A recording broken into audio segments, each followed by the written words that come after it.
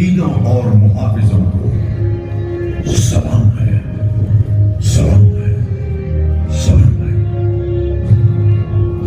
जिन्होंने अपनी बहादुरी की कलम से फतह की एक और बेमिसाल तारीख लिखी है। गवाह है आज भी कारगिल की वो बुलंद चोटियां जिनको तुमने अपने लहू से सींच कर तिरंगे की यार बान और शान को रोशन कर दिया। मेरे वतन मुझे तेरी कसम, हम अपना फर्ज निभाएंगे। अब तक जिए बस तेरे लिए, बस तेरे लिए मर जाएंगे। वंदे मातरम, वंदे मातरम, वंदे मातरम, वंदे मातरम, वंदे मातरम, वंदे मातरम,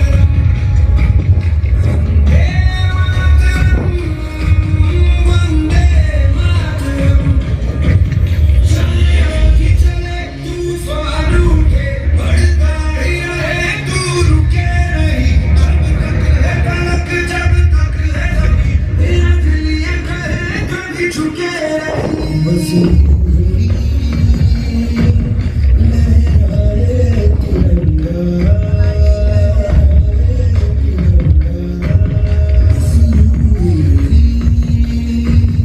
लहराए तिरंगा।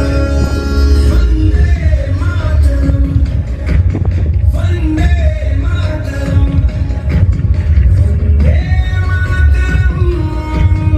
मातरम, वंदे मातरम, वंदे मातरम, वंदे मातरम। विशाल हिमालय की मीलों दूर तक फैली हुई पहाड़ियां, श्रीनगर के पूर्व में और लद्दाख की पश्चिम दिशा की ओर एक सुंदर और शांत गांव है जिसे चारों तरफ बर्फ की ऊंची ऊंची पहाड़ियों से घिरा होने के कारण खार यानी किला और किल यानी केंद्र कार किल के नाम से जाना जाता है। सन 1999 और अचानक पूरी दुनिया ने चौंक कर इस तरफ देखा। पड़ोसी मुल्क पाकिस्तान ने बगैर किसी आभास के भारत की सीमा पार करते हुए कारगिल पर फौज बैठाकर अपना कब्जा जमा लिया। इस काम में पाकिस्तान ने अपने स्पेशल सर्विसेज ग्रुप और 5 से 7 उत्तरी लाइट इन्फेंट्री बटालियनों का इस्तेमाल किया। बड़े ही फख्र से उन्होंने इस षड्यंत्र को नाम दिया ऑपरेशन पत्र। इरादा था कश्मीर और लद्दाख को जोड़ती कड़ी को तोड़ना। देखते ही देखते द्रास सेक्टर के निचले मुश्को घाटी, मारपोला रिज लाइन, कारगिल के आसपास काकसर बटालिक सेक्टर, चोर बाटला सेक्टर और सियाचिन के दक्षिण में तुर्तुक सेक्टर पर पाकिस्तान ने कब्जा कर लिया था। 3 मई 1999 ऊंची पहाड़ियों पर पशुओं को चराते चरवाहों ने बटालिक सेक्टर में बंजू के पास पठानी सूट पहने कुछ संदिग्ध लोगों को बंकर खोदते देखा। चरवाहों के मुखिया ताशी नामग्याल ने तुरंत इसकी सूचना भारत सेना को दी। सेना हरकत में आई और पेट्रोलिंग यूनिट ने उन बंकरों पर नजर रखना शुरू किया। मई 15 कैप्टन सौरभ कालिया की अगुवाई में निकली पेट्रोलिंग पार्टी इलाके पे पहरा देते हुए बड़े रहस्यमय ढंग से गायब हो गई। फिर जो बातें सामने आई वो चौंका देने वाली थी। तत्कालीन प्रधानमंत्री श्री अटल बिहारी वाजपेयी पड़ोसी देशों के साथ सद्भावना में विश्वास रखते थे, पर पाकिस्तान के इस छुपकर हमला करने की साजिश से वो अत्यंत क्षुब्ध हो उठे। हम शांति चाहते हैं, ये तो दुनिया ने देखा। अब दुनिया ये देखेगी कि हम शांति की रक्षा के लिए और अपनी शक्ति का भी प्रदर्शन कर सकते हैं। लड़ाई के परिणाम के बारे में भी मेरे मन में कोई संदेह नहीं है। हमारी विजय निश्चित है और हम विजयी होकर दिखाएंगे। उन्होंने देश की तीनों सेनाओं को बगैर एक पल गवाए दुश्मन की गोली का जवाब गोलों से देने का आदेश सुनाया। तो भारतीय सेना ने तुरंत एक्शन लेते हुए युद्ध का ऐलान कर दिया। मिशन का नाम था ऑपरेशन विजय। जवानों, दुश्मन बर्फ की चादर ओढ़ के छिपा है। सोचता है हमें दिखेगा नहीं, लेकिन उसे पता नहीं अब हमारी आंखें खुल चुकी हैं। हमने देख लिया है उसे। अब उसे देखना है हमारी मां की इज्जत पर जो हाथ डालता है, उस हाथ को हम उसके कंधों से उतार के फेंक देते हैं। भारत माता की जय। पाकिस्तान की सेना सरहद पार कर बहुत अंदर तक पहुंच चुकी थी और उनको पीछे से हर तरह से तोपों और लड़ाकों की मदद मुहैया की जा रही थी। कारगिल, द्रास और बटालिक में दुश्मन को उखाड़ फेंकने की जिम्मेदारी general officer commanding 8 mountain division major general Mohinder Puri के जिम्मे थी। कारगिल में लड़ाई शुरू हो चुकी थी।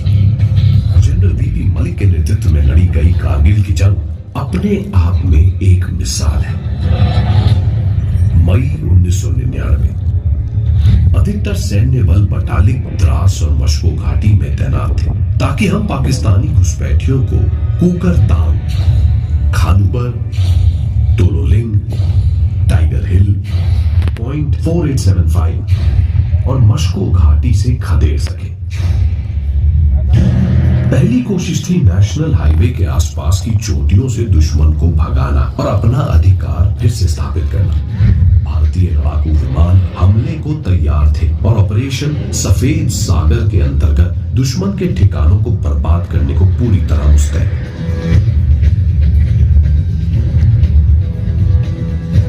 दूसरी तरफ भारतीय नौसेना सागर में हर तरफ से घेराबंदी कर चुकी थी ताकि दुश्मन को किसी तरह की मदद न पहुंच सके। 23 मई से 30 मई के बीच हाईवे के आसपास की पोजीशंस को खाली करवाने के लिए हमने शुरुआती हमला किया। 29 मई 1999 पॉइंट 4540 पर कब्जा कर लिया गया।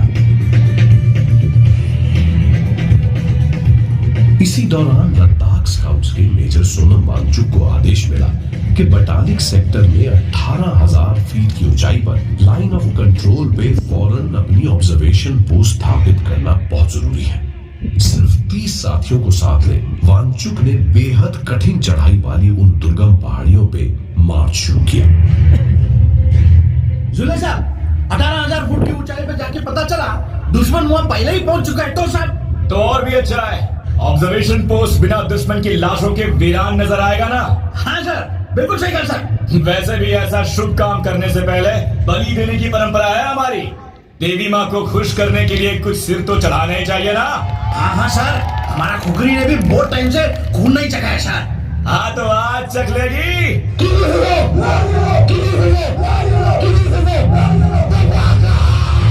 दुश्मन चौकन्ना था। उसे मालूम था भारतीय सेना मौत की परवाह किए बगैर ऊंचाई पर चढ़ने की कोशिश करेगी।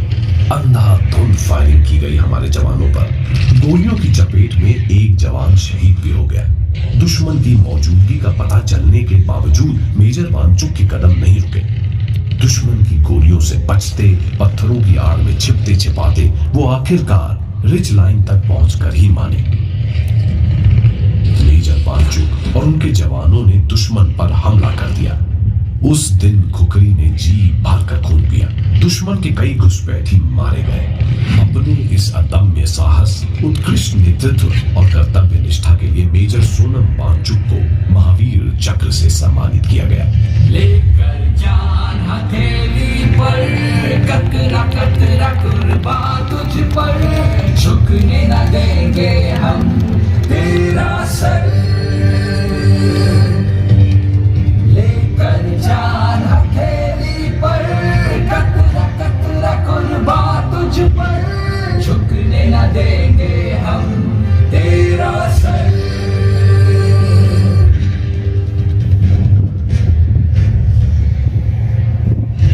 हर गुजरते दिन के साथ कारगिल की लड़ाई भयंकर रूप ले रही थी। यही समय था हिंदुस्तान को अपनी आर्टिलरी क्षमता दिखाने का मौका मिला और तब हमने निकाली भारतीय सेना की शान, बोफोर्स। 8 माउंटेन आर्टिलरी ब्रिगेड के तत्कालीन कमांडर ब्रिगेडियर लखविंदर सिंह ने अपने संरक्षण में 130 बोफोर्स गन्स को कारगिल में तैनात कर दिया था। जून के पहले हफ्ते में भारतीय सेना ने दुश्मन के कब्जे वापस हथियाने का काम शुरू कर दिया। 6 और 7 जून को पॉइंट 5990 पर जवाबी हमला किया गया। 18,500 फुट की ऊंचाई पर कैप्टन हनीफुद्दीन की अगुवाई में राजा रामचंद्र की जय के युद्ध घोष के साथ 11 राजपुताना राइफल के जवान दुश्मन पर टूट पड़े। दुश्मन की भारी गोलाबारी हुई। कैप्टन हनीफ गोलियों की चपेट में आ गए। पूरी तरह घायल होते हुए भी तब तक लड़ते रहे जब तक पॉइंट 5990 पर भारत का झंडा लहराया नहीं। उसे देखने के बाद ही कैप्टन हनीफुद्दीन की सांसें रुकी और वो शहीद हो गए। उनकी वीरता के सम्मान में आज उस इलाके का नाम सब सेक्टर हनीफ हो चुका है और उन्हें मरणोपरांत वीर चक्र से सम्मानित किया गया। लेकर जान हथेली पर कतरा कतरा कुर्बान तुझ पर, झुकने न देंगे हम तेरा सर।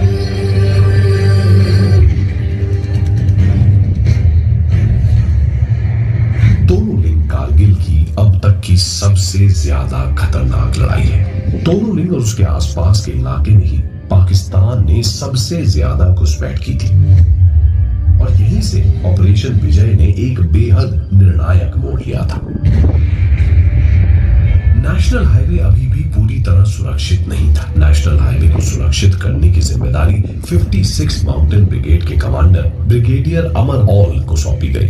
प्लान के मुताबिक कर्नल कुशल ठाकुर कमांडिंग ऑफिसर 18 ग्रेनेडियर्स को तोनोलिंग को कैप्चर करना था। ऐसे में सामने आए 18 ग्रेनेडियर्स के लेफ्टिनेंट कर्नल आर विश्वनाथन और मेजर राजेश अधिकारी। उनका मिशन था अपनी पलटन के साथ लक्ष्य के समीप पहुंचकर दुश्मन से नजरें बचाकर एक कैंप तैयार करना ताकि दुश्मन की जानकारी लगातार मिलती रहे। 18 ग्रेनेडियर के वो वीर ऊंचाई पर बैठे बुज़दिल दुश्मन की लगातार चलती गोलियों के बीच आगे बढ़ते रहे। दोनों बहादुर ऑफिसरों ने अपनी जान दे दी मगर अपनी पलटन को ना रुकने दिया न मुड़ने दिया। भारतीय आर्टिलरी का जबरदस्त तालमेल था और सैनिकों ने साथ मिलकर दुश्मन घेर कर उनकी धज्जियां उड़ा दी। तत्कालीन commanding officer lieutenant colonel M B. Ravindranath के तहत 2 राजपुताना राइफल्स के एक अत्यंत जोशीले मेजर सामने आए। नाम मेजर विवेक गुप्ता। उनकी हिम्मत देख उनके सिपाही दुगने जोश के साथ उनके कदम से कदम मिलाते। 120 आर्टिलरी उनके पीछे से गरजती थी। हर धमाके में दुश्मन चीखता हुआ छिप जाता था। थोड़ी ही देर में हार निश्चित देख दुश्मन भागने लगा लेकिन मेजर विवेक गुप्ता उनकी नजर में आ गए। 13 जून 1999 को तोनोलिंग की पहाड़ी को भारत ने वापस हासिल कर लिया लेकिन जीत की खुशी को मनाने के लिए मेजर विवेक गुप्ता इस दुनिया में नहीं थे। रणभूमि में शहीद हुए वीरों पर अफसोस नहीं करते, उनकी इस शहादत पे नाज करते हैं।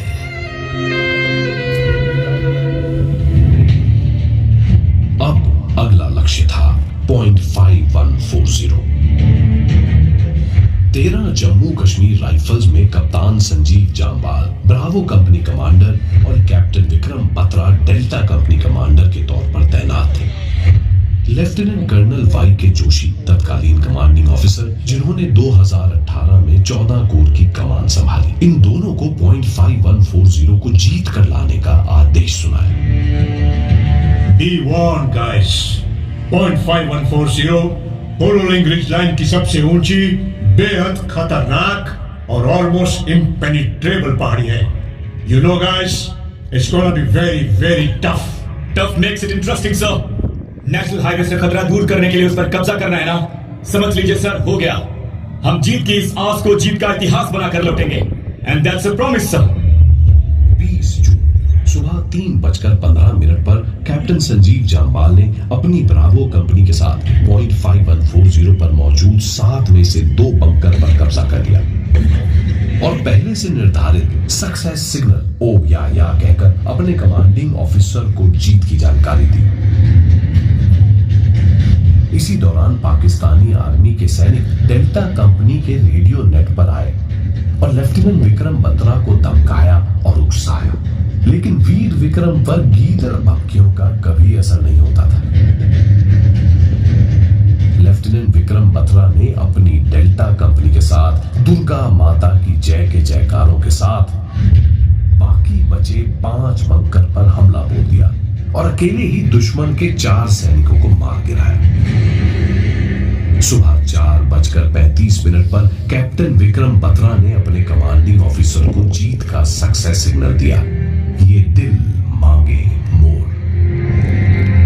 पूर्वी द्रास सेक्टर से दुश्मन लगभग साफ हो चुका था। ये जीत इतनी अहम थी कि chief of army staff general VP Malik ने खुद लेफ्टिनेंट विक्रम बत्रा को बधाई दी और कहा, यही वो जीत है जिसकी हमें तलाश थी।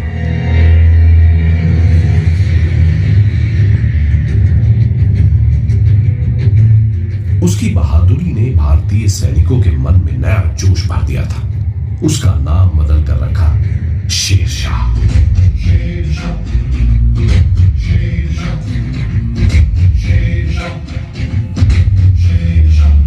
शेरशाह वो जिसके सामने दुश्मन कभी नहीं टिका, जो टिक गया समझो मिट गया।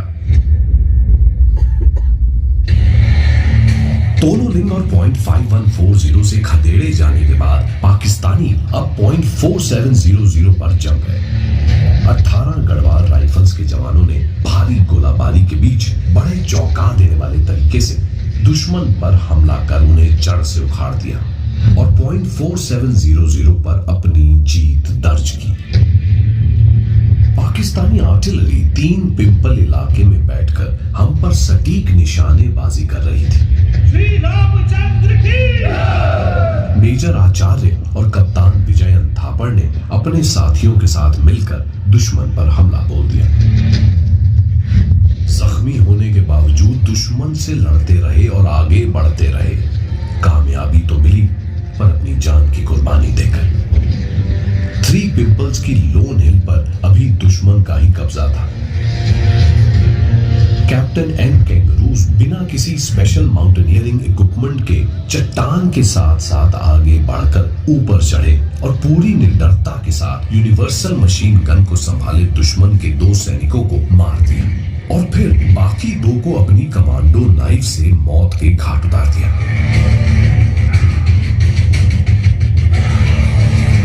इस पूरी कार्रवाई के दौरान वो बुरी तरह जख्मी हो गए और वीर गति को प्राप्त हुए। 29 जून को हमने 3 पिंपल्स पर फतेह पा ली। मेजर आचार्य और कैप्टन कैंगरूज को उनके इस साहसिक प्रदर्शन के लिए मरणोपरांत महावीर चक्र और कैप्टन विजयन थापर को भी मरणोपरांत वीर चक्र से सम्मानित किया गया। झुकने न देंगे हम तेरा सर।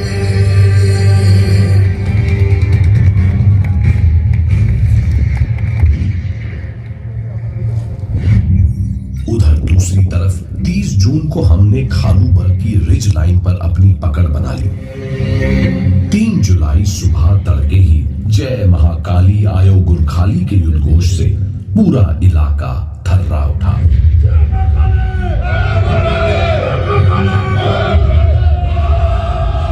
गोरखा राइफल्स के कैप्टन मनोज कुमार पांडे और उनके साथियों ने बिना देरी किए रिज पर चढ़ना शुरू किया। दुश्मन ने देखते ही भीषण गोलाबारी शुरू कर दी। देखते ही देखते फायरिंग की परवाह न करते हुए कैप्टन मनोज कुमार पांडे और उनके साथी दुश्मन से गुत्थम गुत्था हो गए और बंकरों को तहस नहस कर दिया। उसके साथ ही वो साहसी और वीर नायक शहीद हो गया। उनकी बहादुरी और साहस के लिए मरणोपरांत उन्हें परम वीर चक्र से नवाजा गया। उनके कहे ये शब्द आज भी कानों में गूंजते हैं। अगर मुझे अपने खून को साबित करने से पहले मौत आ गई तो कसम से मैं मौत को ही मौत की नींद सुला दूंगा। तुझ पे लुटा देंगे, तुझ पे मिटा देंगे, तुझ पे लुटा देंगे, तुझ पे मिटा देंगे, कर देंगे कुर्बान ये जान।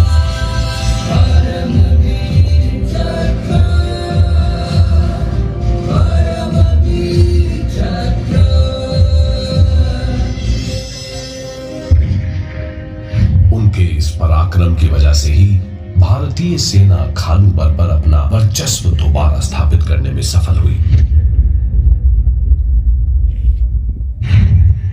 4 जुलाई 1999 जनरल वीपी मलिक के अनुसार .4875 की लड़ाई कारगिल युद्ध में सबसे मुश्किल लड़ाइयों में से एक थी।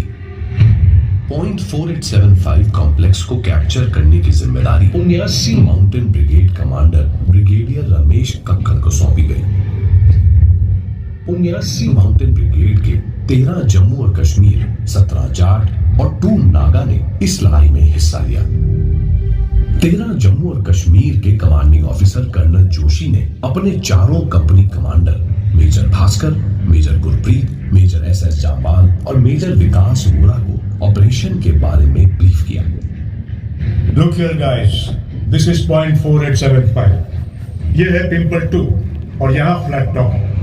चारों तरफ से दुश्मन घात लगाकर बैठा है।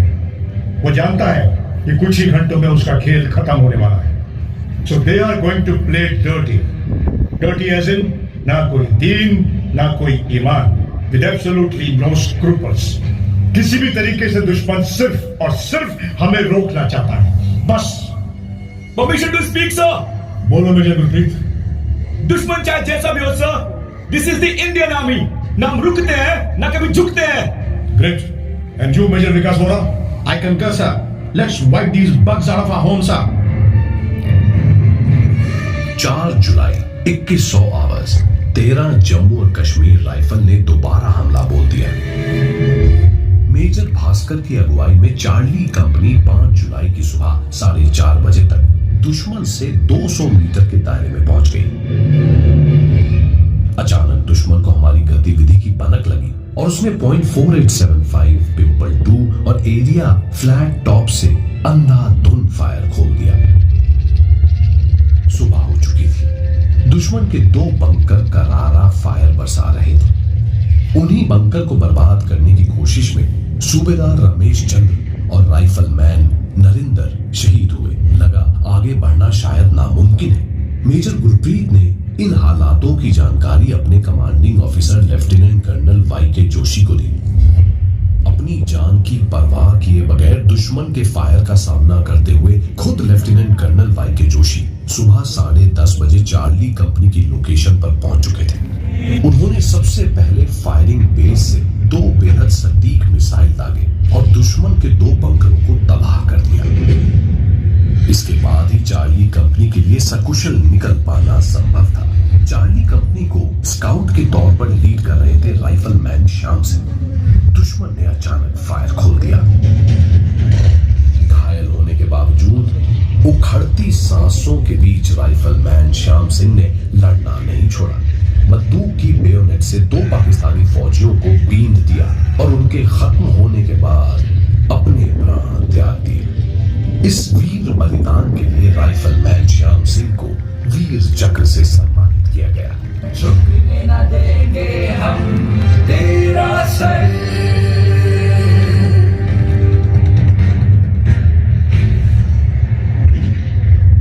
अपनी मातृभूमि की अस्मिता कायम रखने के लिए कभी कभी अपने खून का चोला बनाकर मां के सर पर उड़ाना पड़ता है। राइफलमैन श्याम सिंह की जगह राइफलमैन संजय कुमार ने ले ली। दुश्मन ऊंचाई से मशीन गन से गोलियां बरसा रहा था। राइफलमैन संजय कुमार ने अदम्य साहस का परिचय दिया और दुश्मन पर फ्लैंक से धावा बोल दिया। गोली लगी हुई थी, कोहनी पर गहरा जख्म था, लेकिन राइफलमैन संजय कुमार रुकने का नाम ही नहीं ले रहा था। बंकर पर दनादन चार्ज करते एक के बाद एक 3 पाकिस्तानी फौजियों को ढेर कर दिया। राइफलमैन संजय कुमार को इस अद्भुत साहस के लिए परमवीर चक्र से सम्मानित किया गया।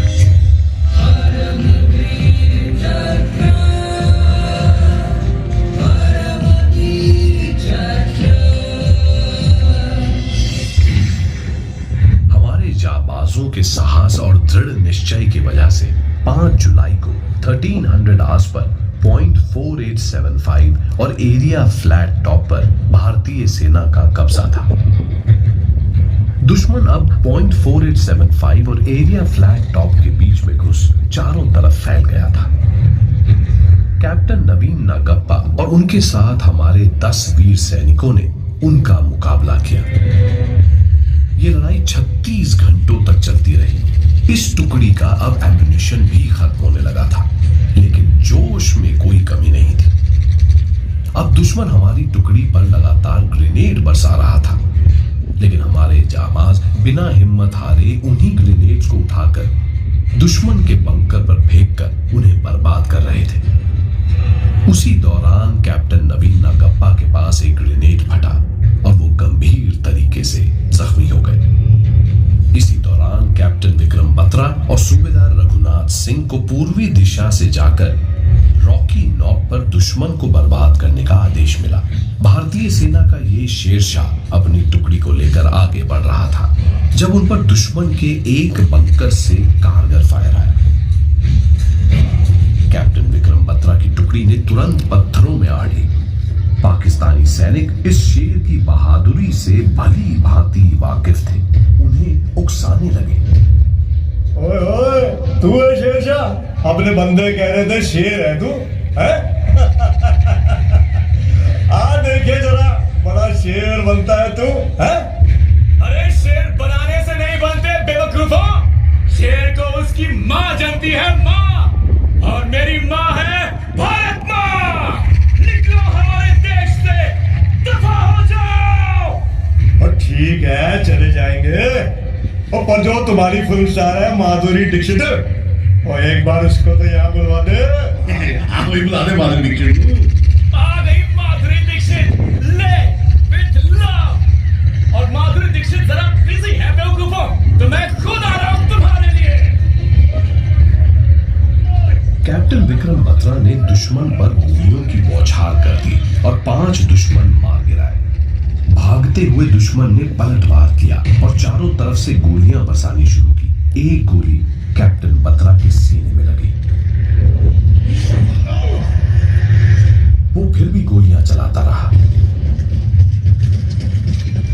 अचानक पास ही दुश्मन का एक रॉकेट फटा और उसका स्प्लिंटर कैप्टन बत्रा के सर को भेद गया और उस शूरवीर की वहीं मृत्यु हो गई। देश की रक्षा करते करते वो परमवीर शहीद हो गया।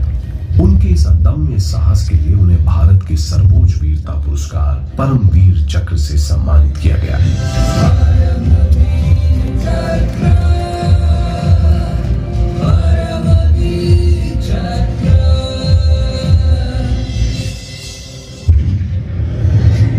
अब मोर्चा संभाला सूबेदार रघुनाथ सिंह ने और कैप्टन विक्रम बत्रा के बचे हुए कार्य को पूरा किया।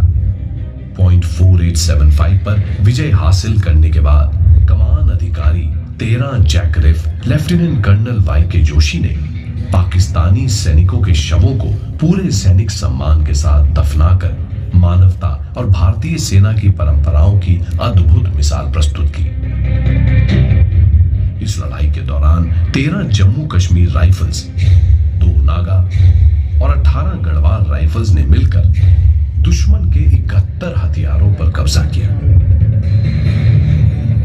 4 जुलाई की रात हमने एक साथ कई आक्रमण किए। एरिया वेल बैक को पहले चरण में ही आजाद कर चुके थे। अब बारी थी पिंपल 1, पिंपल 2 और ट्विन बम्स को आजाद करवाने की। भारत मां से प्रेम और उस मां के स्वाभिमान को जो सर माथे पर रखे वही देश का सच्चा सिपाही कहलाता है। और ऐसा ही एक और अत्यंत साहसी और सच्चा सिपाही उस रात कारगिल युद्ध में उभर कर सामने आया, कैप्टन अनुज नैयर। जाट रेजिमेंट के एक युवा अफसर दुश्मन को टारगेट करते हुए अकेले बहुत आगे तक निकल आए। किसी का इंतजार करने का समय नहीं था, इसलिए अकेले ही दुश्मन से भिड़ गए और पाकिस्तान की 3 मजबूत बंकर तबाह कर मिट्टी बना दिए। तभी दुर्भाग्य से दुश्मन का एक ग्रेनेड उनके ऊपर आ लगा और हमारे एक बहादुर योद्धा को लड़ते हुए वीरगति प्राप्त हुई। मरणोपरांत महावीर चक्र से सम्मानित किया गया। झुकने न देंगे हम तेरा सर,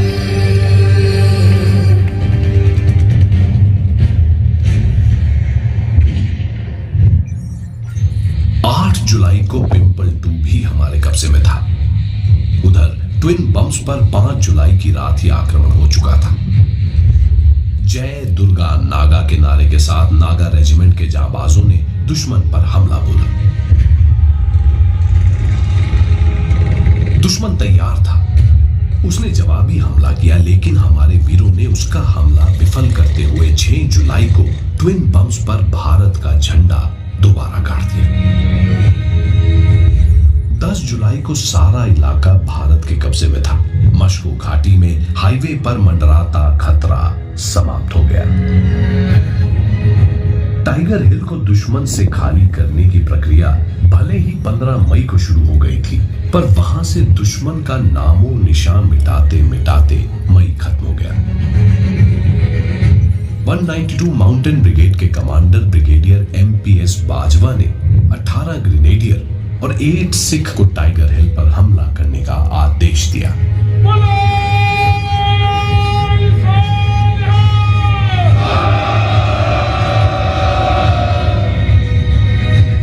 हम दुश्मन से 300 मीटर के दायरे में पहुंच गए और दुश्मन को भनक तक नहीं लगी।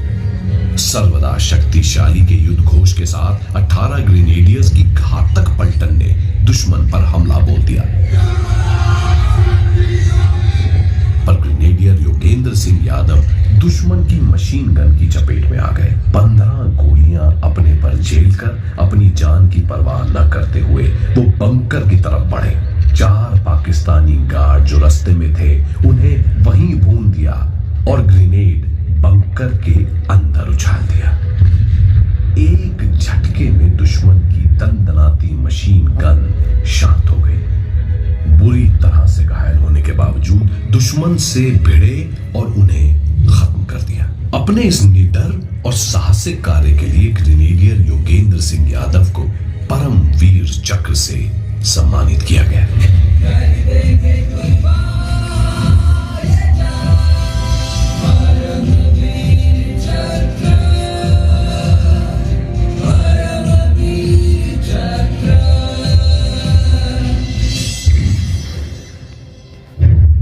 दुश्मन को भारी नुकसान पहुंचाते हुए 8 जुलाई को टाइगर हिल पर फतेह पा ली गई। उधर पाकिस्तान हताश हो चुका था।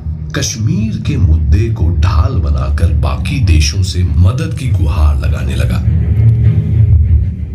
29 जून को जुबैर इलाके पर हमला किया गया और अगले ही दिन जुबैर ऑब्जर्वेशन पोस्ट से दुश्मन को खदेड़ दिया गया।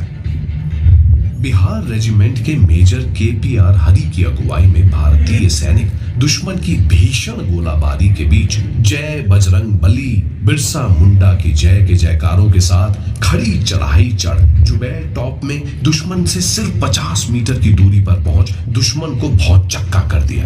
अगले दिन 7 जुलाई को जुबैर टॉप हमारे कब्जे में था। नेशनल हाईवे के पास भी सभी चोटियों से दुश्मन खदेड़ दिया गया था।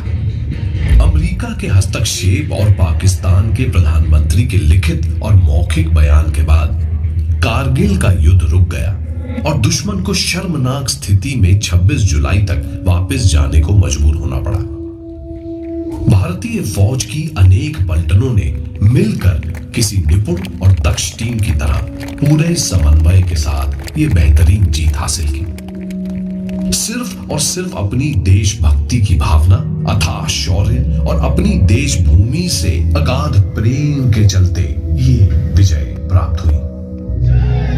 वीर शहीदों को श्रद्धांजलि अर्पित करने के लिए 2006 में लेह युद्ध स्मारक की स्थापना की गई। स्मारक में चहुं ओर स्वर्णिम अक्षरों में हर शहीद का नाम अंकित है।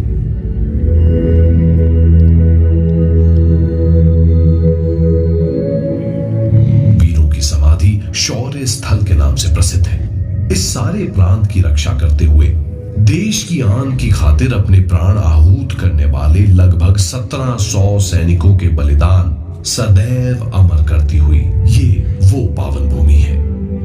हॉल ऑफ फेम यानी कीर्ति स्मारक की स्थापना का उद्देश्य था सेना के हर एक सिपाही को गौरवान्वित और देशभक्ति से प्रेरित करना। ऑपरेशन विजय में कई युवा अफसर और सैनिक अपने कर्तव्य को निभाते निभाते शहीद हो गए। इस युद्ध में मिली जीत का श्रेय हर उस ऑफिसर और हर उस जवान को जाता है जिसने अपनी धर्म और जाति से ऊपर उठकर सिर्फ अपने देश, अपनी मातृभूमि की प्रतिष्ठा के लिए ये युद्ध लड़ा और अपने देशवासियों के नाम एक अमर संदेश छोड़ गए।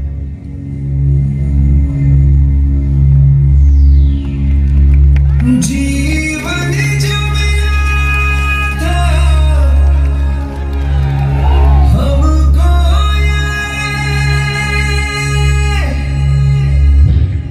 वो देश पे हमने वार दिया,